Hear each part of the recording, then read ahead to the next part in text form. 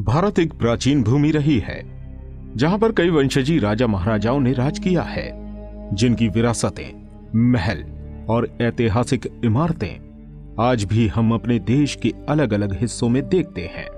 अब यकीनन ये यहाँ राजा थे तो उनके बड़े बड़े खजाने भी यहीं मौजूद थे। इनमें से बहुत से खजाने तो अंग्रेजों के समय में राजा महाराजाओं से छीन लिए गए थे, लेकिन बहुत से खजाने ऐसे भी थे जो उस समय राजा महाराजाओं द्वारा दुश्मन के आक्रमण और लूट के डर की वजह से किन्हीं खास जगहों पर छुपा दिए गए थे, और उस समय किन्हीं बड़े कारणों की वजह से ये खजाने बाहर नहीं आ पाए, जिनके बारे में बताया जाता है कि ये खजाने आज भी उन जगहों पर मौजूद हैं जिनकी खोज लगातार होती रहती है। और हमारे ट्रेजर रिसर्चर्स को कुछ केसों में तो कामयाबी मिल भी गई है, लेकिन अभी भी कुछ ऐसे खजाने हैं जिनके बारे में अब तक कुछ भी मालूम नहीं हो पाया है। राजा महाराजाओं के समय में मिलने वाले ये खजाने इतने ज्यादा कीमती होते थे कि अगर ये खजाने आपके सामने आ जाएं, तो शायद आप अपने होश खो बैठें। तो चलिए आपको बताते हैं आज की अपनी इस वीडियो में भारत के वो खजाने जिनको खोजने के लिए कई कोशिशें करी गई हैं। Treasure of king Mansingh. दोस्तों, जैसा कि इतिहास बताता है, आमेर के राजा मानसिंह मुगल बादशाह अकबर के समय में उनके नवरत्नों में से एक थे, जिन्हें मुगल सेना में प्रधान सेनापति का पद भी दिया गया था। जैसा कि आपको पता है कि अकबर के काल में मुगल साम्राज्य का विस्तार काफी बड़े हिस्से में हो चुका था। ऐसे में मुगल साम्राज्य की दक्षिणी सीमा से लगे हुए अफगानिस्तान से उस समय अक्सर ही अफगानी लुटेरों का हमला होता रहता था। तब अकबर द्वारा राजा मानसिंह को मुगलों की इस सीमा को सुरक्षित रखने के लिए अफगानिस्तान की तरफ भेजा, जहां राजा मानसिंह ने न केवल अफगानी ट्राइब्स को हराया बल्कि उनके कई राज्यों को लूट भी लिया। जब राजा मानसिंह अपने राज्य लौटे तो उनके साथ एक बड़ा खजाना था। राजा मानसिंह का यह खजाना ही उनके उत्तराधिकारियों सवाई राजा जय सिंह और उनके बाद राजा मानसिंह सेकंड और उनकी पत्नी गायत्री देवी के पास भी पहुंचा।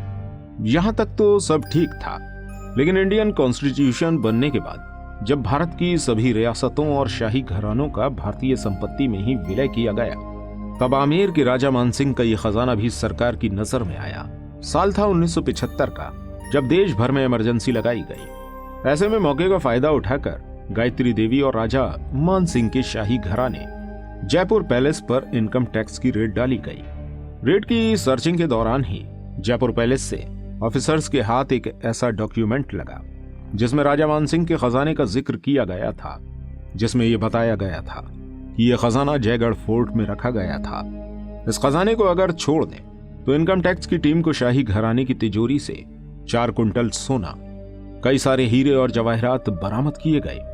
ये वो खजाना था जिसे इस शाही परिवार ने टैक्स से बचा कर रखा था, और इसी के जुर्म में इस समय गायत्री देवी को 5 महीने के लिए जेल भी भेजा गया था। साथ ही जयगढ़ के किले में खजाने की बात पता चलने के बाद तत्कालीन प्रधानमंत्री इंदिरा गांधी द्वारा फौरन ही सर्चिंग टीम को जयगढ़ किले के लिए रवाना किया गया, जहां उनके हाथ लगा तो कुछ नहीं, लेकिन कहा जाता है कि इनकम टैक्स रेड, जयगढ़ की सर्चिंग, गायत्री देवी का जेल जाना और इमरजेंसी लागू करना और कुछ नहीं बल्कि इंदिरा गांधी और गायत्री देवी के बीच चल रही फाइट का ही असर था।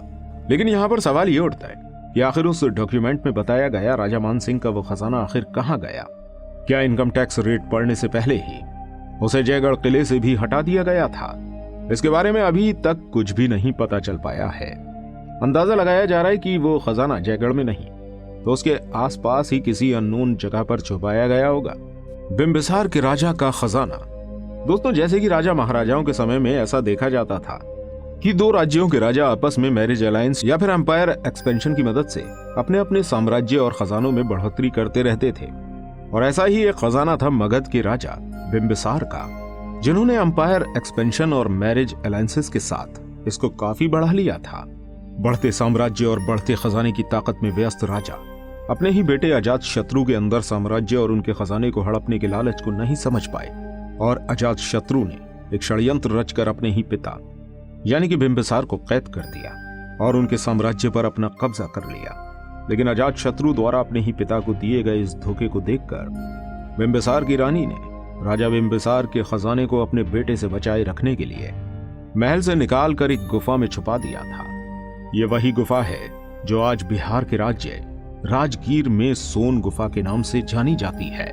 बताया जाता है कि रानी ने यह खजाना गुफा में मौजूद जैन साधुओं को दे दिया था, जिनमें से एक पहुंचे हुए जैन साधु ने उस खजाने को अपनी शक्तियों से गुफा की सुरंग में रखकर गुफा के उस रास्ते को पत्थरों से ढक दिया था।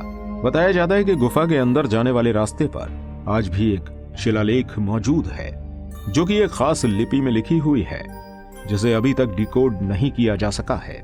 ऐसे में राजा बिंबिसार का यह खजाना आज भी सोनभद्र की ही गुफाओं में किसी खास जगह होने की उम्मीद बताई जाती है। Treasure of Thiruvananthapuram temple.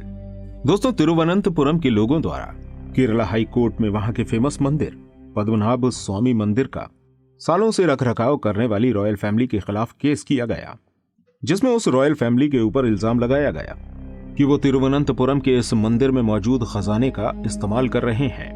बताया जा रहा था कि ये रॉयल फैमिली बरसों से मंदिर और उसमें मौजूद खजाने की देखभाल कर रही थी और उसे इनकम टैक्स से भी बचाए हुए थी, जिसकी हियरिंग में हाई कोर्ट ने कहा कि यह खजाना अब स्टेट गवर्नमेंट के अंडर में आना चाहिए।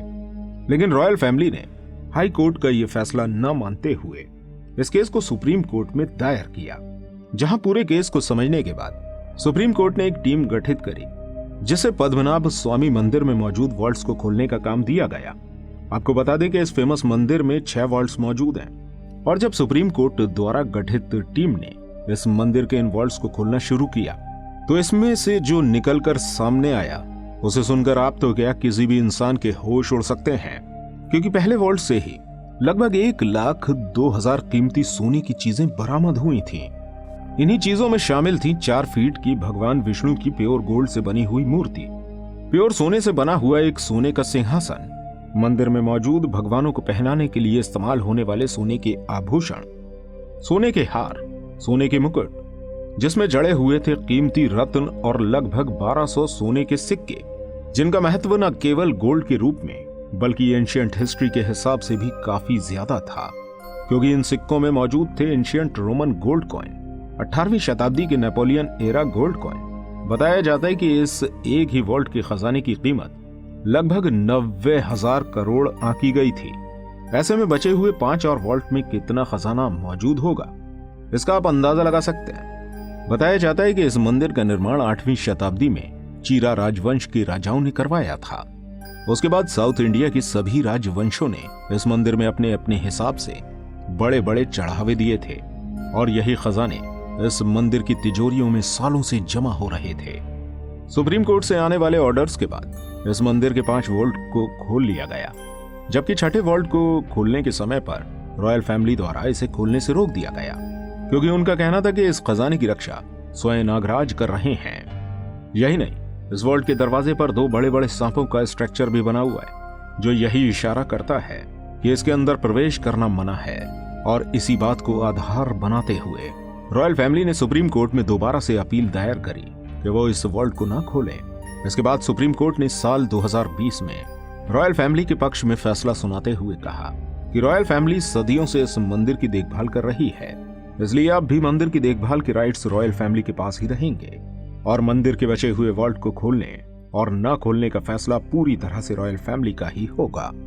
दोस्तों, अब ऐसे में अगर जयगढ़ और सोन गुफा का खजाना भी पद्मनाभ स्वामी मंदिर की तरह मिल जाए और हमारी सरकार ये खजाना हमारे देश के डेवलपमेंट में लगाती है, तो जरा सोचिए कि हमारा देश तरक्की की सीढ़ियों को चढ़ते हुए विकास की किस राह पर बढ़ चलेगा। और अगर आपको इसी तरह का कोई खजाना मिल जाए तो आप उस खजाने का क्या करने वाले हैं, हमें कमेंट करके जरूर बताइएगा। साथ ही ये वीडियो पसंद आई हो तो इस वीडियो को अपने दोस्तों के साथ शेयर जरूर कीजिएगा। मिलते हैं आपसे अगली किसी वीडियो में, तब तक के लिए अपना बहुत ध्यान रखिएगा। धन्यवाद।